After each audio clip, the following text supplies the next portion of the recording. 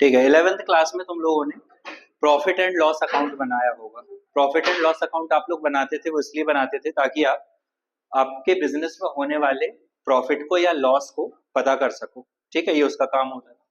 जब हम पार्टनरशिप की बात करेंगे तो पार्टनरशिप में एक एडिशनल अकाउंट आप बनाते हो which is named as profit and loss appropriation account. Profit and loss appropriation account आप इसलिए बनाते हो ताकि आपको जो नेट प्रॉफिट या नेट लॉस हुआ है after all the adjustments, adjustment का मतलब कि जो आपने सैलरी है वो दे दी, कमीशन दे दिया, या फिर आपके पास में फर्म में जो पैसा आना था वो सब आ गया, तो लास्टली एक आपके पास में प्रॉफिट बचता है, उसको हम बोलते हैं डिविजिबल प्रॉफिट। उस डिविजिबल प्रॉफिट को आपके जो पार्टनर्स होंगे उनके प्रॉफिट शेयरिंग रेशियो में डिस्ट्रीब्यूट करने के लिए जिस अकाउंट को हम बनाते हैं उसे कहते हैं profit and loss appropriation account. Profit and loss appropriation account का ये फॉर्मेट होता है, जितने भी आपके एक्सपेंसेस होते हैं, एक फर्म है आपकी, आपने जो अभी हम बिजनेस का पढ़ रहे हैं फर्म के बारे में, तो जो भी खर्चे आपके होंगे, जो भी आपके एक्सपेंसेस होंगे, वो एक्सपेंसेस किस तरफ लिखे जाएंगे? आपके डेबिट साइड में। एक फर्म जो जो पैसा देती है, जो अमाउंट जो कहीं पे करेगी, और फर्म की जो इनकम होती है वो किस तरफ लिखी जाती है? क्रेडिट साइड में। ठीक है, तो जिस जो पैसा आया आपके पास में वो कहाँ लिखा जाएगा? क्रेडिट साइड में। जो पैसा आपका गया वो कहाँ लिखा जाएगा? डेबिट साइड में। ठीक है, स्टार्टिंग से स्टार्ट करेंगे। जब भी आप किसी क्वेश्चन को सॉल्व करेंगे, इसका आपको क्वेश्चन दिया होगा, उस क्वेश्चन में आपको ये बताया जाएगा पहले से कि जो आपकी फर्म थी वो प्रॉफिट में थी या फिर लॉस में थी। अगर आपकी फर्म प्रॉफिट में थी तो आप वहां कहां पर से शुरुआत करेंगे? यहां से करेंगे क्रेडिट साइड से, by profit and loss account net profit. जो भी अमाउंट आपका होगा, मान लीजिए आपकी फर्म को प्रॉफिट हुआ था 5 लाख रुपए, तो वो कहाँ लिखा जाएगा? यहाँ पर। और अगर आपकी फर्म लॉस में थी तो वो कहाँ पर लिखा जाएगा? यहाँ पर, जो मैंने नेट लॉस या नेट प्रॉफिट करके आपको बताया। अब आते हैं फर्म के खर्चों की तरफ। तो फर्म में क्या होता है? पहला खर्चा जो आपका हो सकता है वो होता है टू इंटरेस्ट ऑन कैपिटल। जो कैपिटल आप लगाते हैं उस पर इंटरेस्ट देती है फर्म अपने पार्टनर्स को, तो वो इंटरेस्ट कैलकुलेट करना हम बाद में सीखेंगे। पहले ये जान लो, आपकी जो अमाउंट होते हैं कैपिटल के, इंटरेस्ट के जो अमाउंट होते हैं वो कहाँ लिखे जाते हैं? यहाँ पर। ये जो P1, P2 और P3 है, यहाँ पर हम क्या लिखेंगे? पार्टनर्स के नाम, है ना। जो भी पार्टनर, मान लीजिए ABC है, तो यहाँ A, यहाँ पर B और यहाँ पर C, यहाँ उनका अमाउंट, और यहाँ पर हम क्या लिख देंगे? उनका टोटल। इतनी बात समझ में आ गई मेरी? अच्छा, इसके बाद में अगर आप किसी पार्टनर को सैलरी देते हैं, to salaries of a partner, तो वो खर्चा भी यहाँ पर लिखाएगा।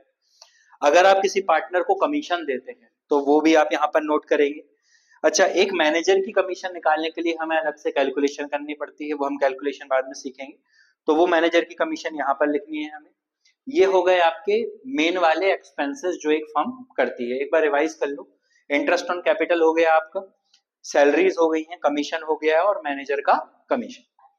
उसके बाद में प्रॉफिट है, तो हम इस तरह से शुरुआत करेंगे। आपकी फर्म में जो एक अमाउंट क्रेडिट होता है ना, जो फर्म को मिलता है, वो होता है interest on drawing. Interest on drawing हमें मिलती है, हम देते नहीं है।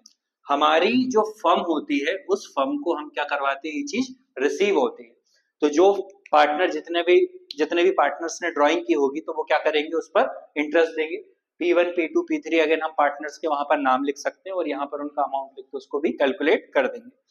लास्ट में अब हमारे पास में दो चीज आती है, या तो जो हमारा क्रेडिट साइड का टोटल होगा वो ज्यादा होगा, या फिर हमारा डेबिट साइड का टोटल होगा वो ज्यादा होगा।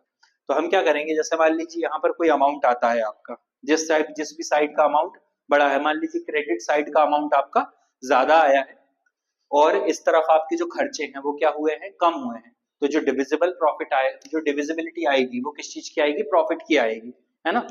बेसिक से अगर मैं तुम्हें समझाऊं तो आप ऐसा समझ सकते हो कि फर्म के पास में आए 1 लाख रुपए, और फर्म का जो खर्चा हुआ वो कितना हुआ? 50,000 रुपए। 1 लाख आया, 50,000 रुपए फर्म के पास में से चले गए, तो फर्म प्रॉफिट में है या लॉस में है? प्रॉफिट में है। उस 50,000 रुपए को हम क्या करेंगे? जो पार्टनर्स होंगे उनके प्रॉफिट शेयरिंग रेशियो में हम उसे डिस्ट्रीब्यूट कर देंगे। मैं एक बार फिर से बता देता हूँ।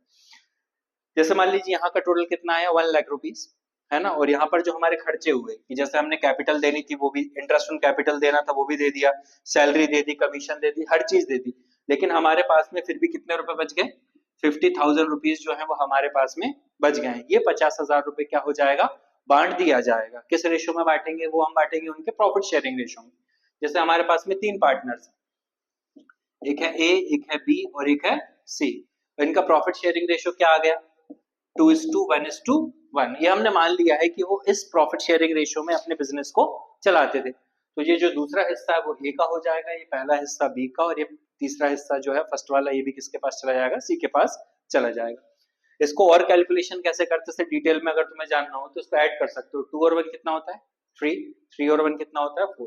तो जो कैलकुलेशंस निकल के आएंगे वो कुछ इस तरह से होंगे, 2/4, 1/4 और 1/4।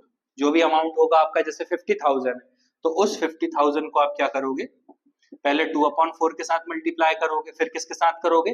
1/4 के साथ, फिर किसके साथ करोगे? 1/4 के साथ। जो भी अमाउंट होगा वो यहाँ पर एज अ प्रॉफिट उनके पास में आप नोट डाउन कर दोगे।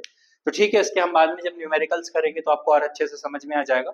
ये था बेसिक सा फॉर्मेट जो आपको बताता है कि profit and loss appropriation account बनाया कैसे जाता है। जितने भी एक्सपेंसेस होंगे वो कहाँ लिख दिए जाएंगे? डेबिट साइड में। और जितने भी आपके इनकम होगी वो कहाँ लिख दी जाएगी? क्रेडिट साइड में। ठीक है, इसको नोट कर लो।